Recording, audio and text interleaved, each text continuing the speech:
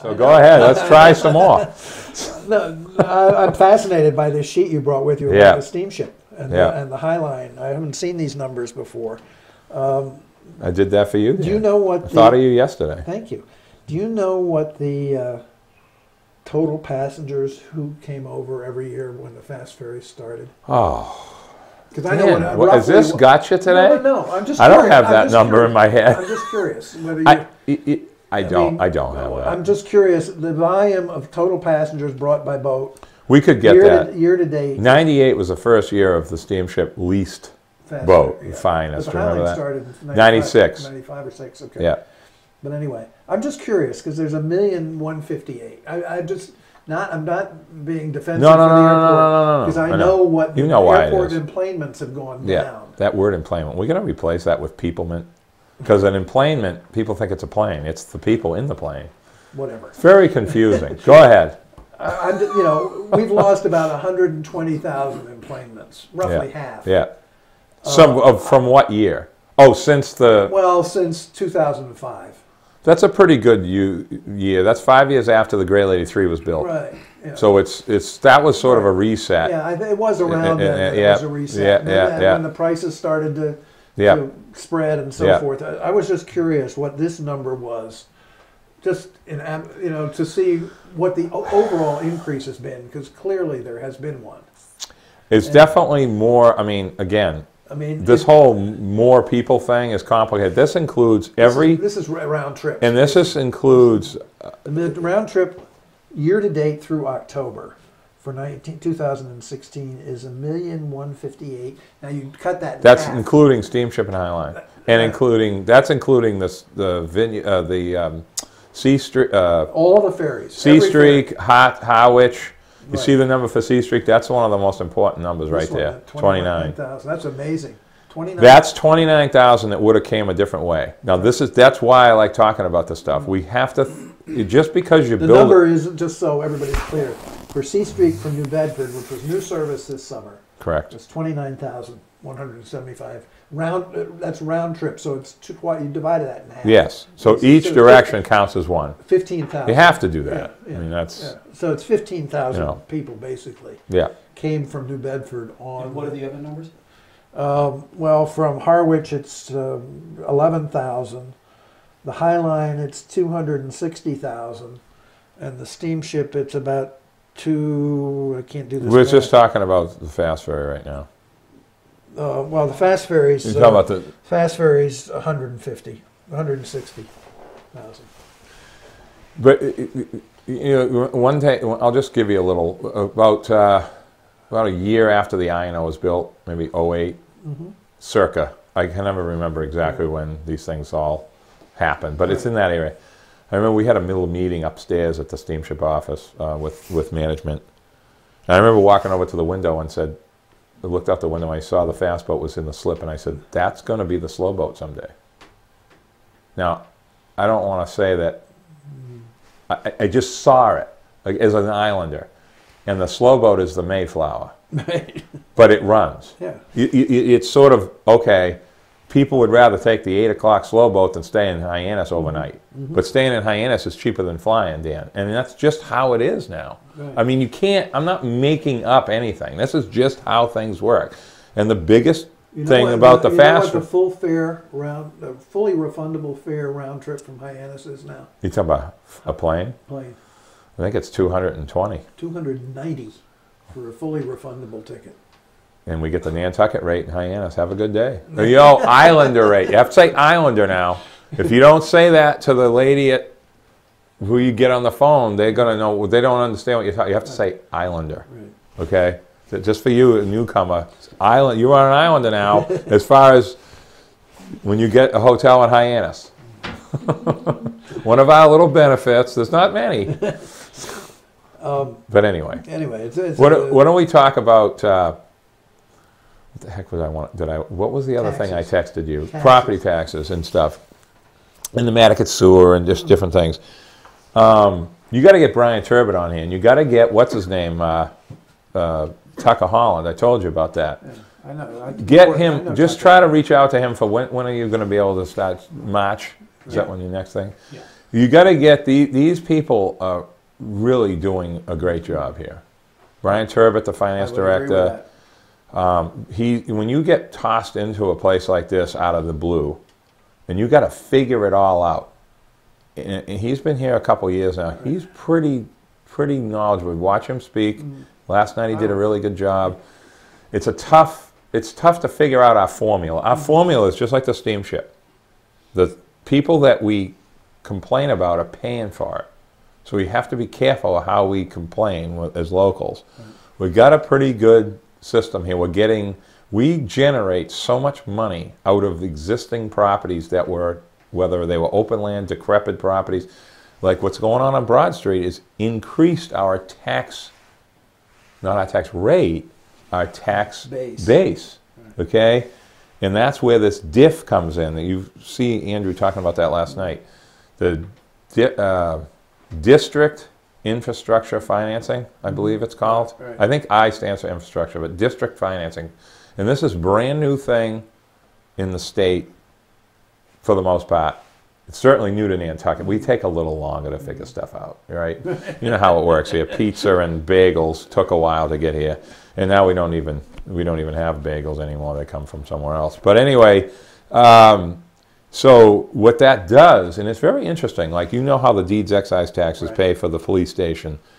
It was set up through Tim in the state and how they did this. They sort of targeted the money to go to one thing, one debt service. Right.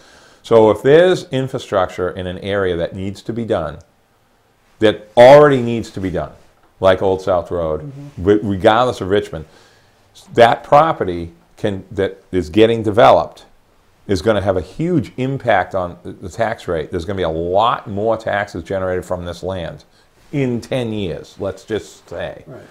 So through this process, and it's complicated, I don't know all the details, but it's very interesting, you can take a certain portion of that tax revenue to pay down a debt service for a municipal project. This is pretty good. You know, Harbor Place, it got brought up with the whole Harbor Place concept. That land is generating, and I don't know what the taxes are down there. Let's just throw out a number, $250,000 a year. I don't know what it is. Right. All right? I don't know what it is. I understand. And all of a sudden, when it's developed, whenever that is, it's going to be generating over $1 million. Just by the property values and the individual lots and how it gets reassessed. That money can get used, a portion of it, for X, instead of it being just an override. Yeah. And this is good, because we're seeing that, like on Broad Street. What happened on Broad Street in the last 3 years is something it's just really something that we should really just look at and say, wow, didn't cost us a cent. And by getting rid of parking under the new CMI, CDT zoning district downtown, has allowed for this new development to happen in like with what we've always had. Big buildings, more ground cover, not parking lots in people's yards. And it's that's better. And that's what we want. We don't want an Annie and the T's mistake again, like in the back of that building, which should never have been done that way. Anyway, Dan, sorry. Old South Road. Yes, sir. When is that going to happen? Oh, boy. I mean, when Mike Burns was on last spring, I guess, he was talking about 2023. It's going to be a while. You're going to see, first of all, this goes back to the first question you kind of got me with, which I didn't expect. How are we doing it all? Well, you can only do so much in the fall, in the spring. Asphalt plant can't run in January.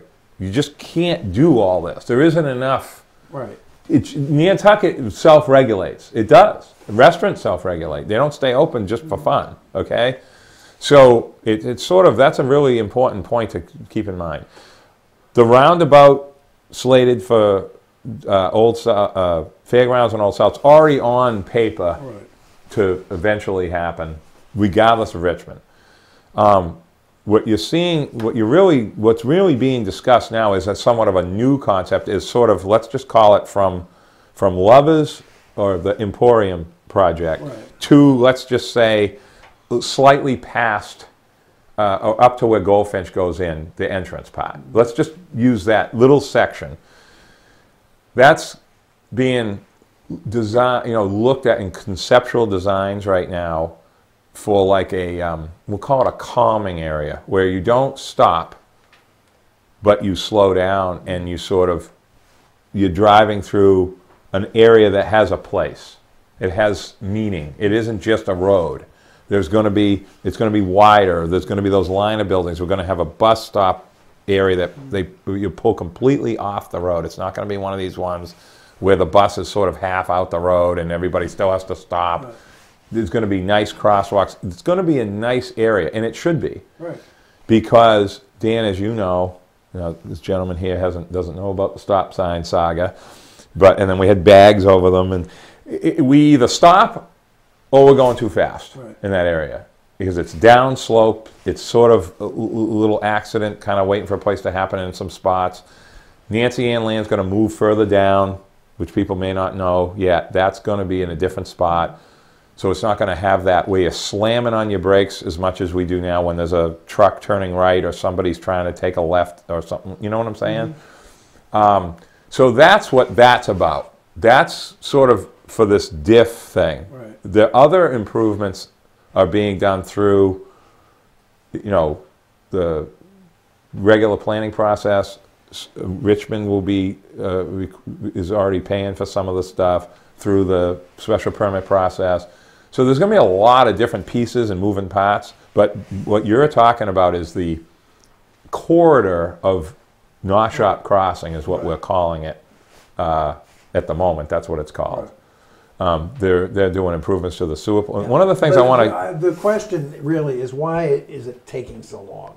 Taking so long? Yeah. I mean we just voted for it November 9th, a year ago.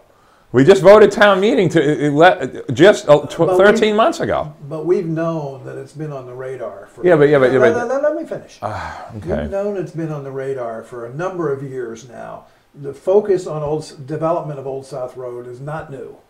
It's been there for quite a while. Well, first of all, Dan, I mean, you're doing it again with the gotcha. No, first of all, Old South Road needs to have a whole. Well, that's okay. I sound like I'm sort of going around in circles, but there's so many different pieces.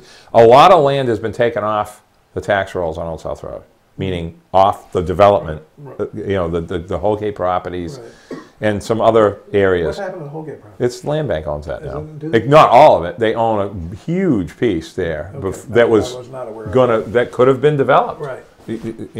Dense zoning. Right. Okay, but I don't think anything is going too slow. I think it's actually going at the right speed because this is a one-shot deal. We got to get it right. Can't make any mistakes. We're going to have 3 consultants now, traffic. We've got 2 already, and the Planning Commission is hiring a firm. I don't know which one will get hired. It'll be somebody like VHB, somebody that's already done stuff here, GPI, one of those 2. They're already known. Who did the study that just came out? You have this guy, Mueller is hired by, Ron Mueller is hired, see, I've got this in my head, can you believe it? Ron Mueller is hired by Richmond, and Tetra Tech, who does a lot of stuff here. They're using all the other companies' data and stuff. So a lot of the stuff that Mike does with the little counters and things like that. And so they're the Ed Pesci of this project. Right. They're sort of countering and looking at Mueller's work. And then the Planning Commission just voted Monday to hire a firm. I don't know which one. Like I said, it's going to be one of the 2, to kind of look at the whole thing from a sort of a macro point with the roundabout, the rotary improvement for the regular milestone, all the way to Macy's and Airport Road. There's going to be a little fix there too, little turning thing. So there's a lot of stuff. Christine Silverstein is... And the most important... no, she's wonderful. She's okay. That was a different era. That was a different era where we were trying to say no in the wrong way. Now we sort of need to say yes and no, okay? But one of the main focuses, and this is something I keep stressing, and I stressed it again Monday night at the Planning Commission meeting, we got to look at, and I don't know how you do it, but you got to do by trends, spreading out vehicles. Improvements to Lovers Lane, improvements to the Boulevard area, through going back around from Evergreen, people are going to go in different direction now, Dan, just because the roads are fixed. Okay? Who wanted to drive on Boulevard 10 years ago? Are you kidding me? That was almost like Golfview at the time. I mean, I don't know how anyone can drive on Golfview. But anyway, that's crazy. But anyway, so that's going to be looked at. The spreading out thing. You're going to there's going to be a connector from Milestone. So 3 years from now, there's going to be all the traffic, and it's not going to be fixed for 10 years. Boy, you're being negative today, no, Dan. Are you mad about this? No, I'm going to put those numbers away. I'm so sorry about the airport. I'm just being realistic. No, I think it's going to take a long time for this to build out. This is going to be a 10-year thing. It's going to take forever. Right. I mean, it is. I think, though, again, we're going to get it right. And that's the most important thing that the community needs to realize, that this isn't just going to get thrown out there and who cares. This is a one-shot deal. This is like building the police station that we have now. That's like it. I have this sort of final resting place sort of new thing I talk about. We're building things for like 100 years. Okay? I mean, we are now. We're not doing this 20 years and tear it down anymore. This is it. I mean, we're not, things cost too much now. You can't be doing things like that anymore.